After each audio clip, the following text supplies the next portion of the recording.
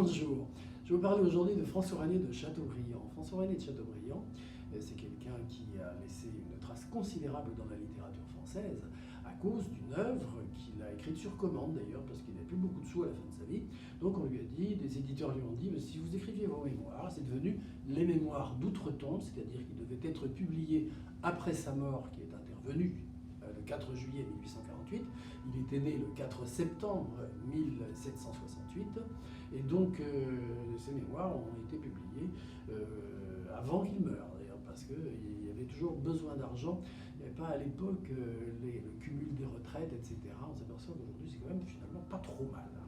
Et François-René de Chateaubriand, lui, avait vécu une vie très dense, très variée, et qui avait failli quand même se terminer très très tôt. Il est né, je vous le disais, à Saint-Malo.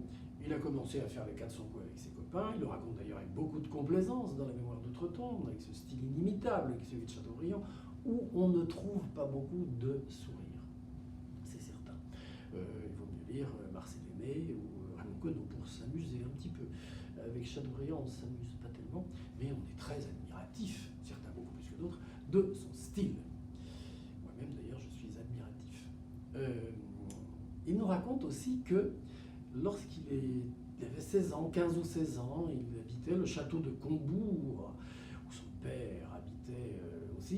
Et il nous a laissé des images terrifiantes, des images à faire peur d'ailleurs, parce que quand il montait dans la tour, il faisait nuit, il y avait des oiseaux, enfin tout ça, on est pénétré par cette ambiance mortifère, par l'allure quasi cadavérique aussi d'un père, d'une austérité incroyable. Petite parenthèse pour dire que l'écrivain anglais Arthur Young est passé à cette époque-là, du côté de Combourg. Il a écrit « Mais qui donc est le seigneur de ce lieu qui laisse ses paysans macérer dans une telle misère ?» Et c'était le père de Chateaubriand. Donc tout n'est pas reluisant chez Chateaubriand. Voilà. C'était l'époque aussi, où il y avait cette petite masse de dominants et puis beaucoup de dominés. Ça a changé.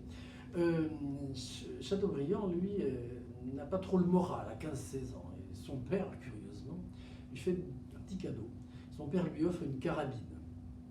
Oh. Chateaubriand est un peu dépressif. Oh.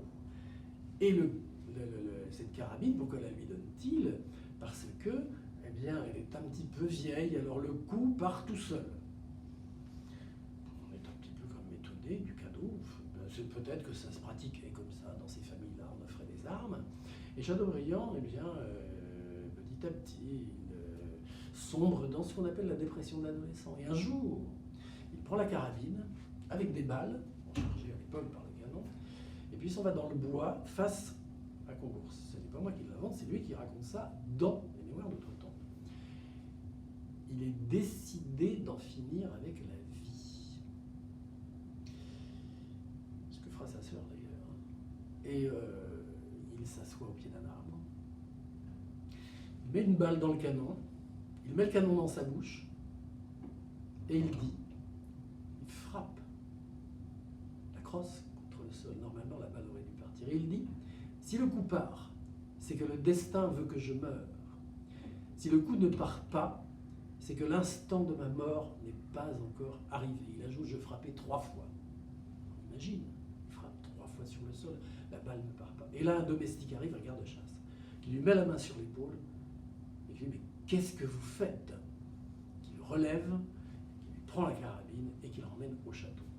Alors évidemment, après, Chateaubriand va avoir une carrière assez extraordinaire, une grande carrière d'amoureux d'ailleurs, ce qu'il ne nous raconte pas forcément dans le détail, mais il laisse sa femme chez elle, dans son château, et après il s'en va lui à Paris, et où il retrouve des femmes qu'il aime.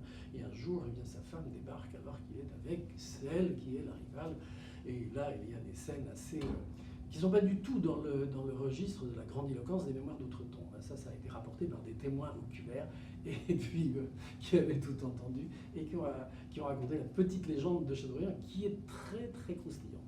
Donc il nous écrit beaucoup de livres, dont aussi 24 volumes des Martyrs, qui sont une œuvre remarquable, mais qu'il faut quand même beaucoup de temps pour lire. Les Mémoires d'outre-tombe demeurent une grande œuvre, c'est certain.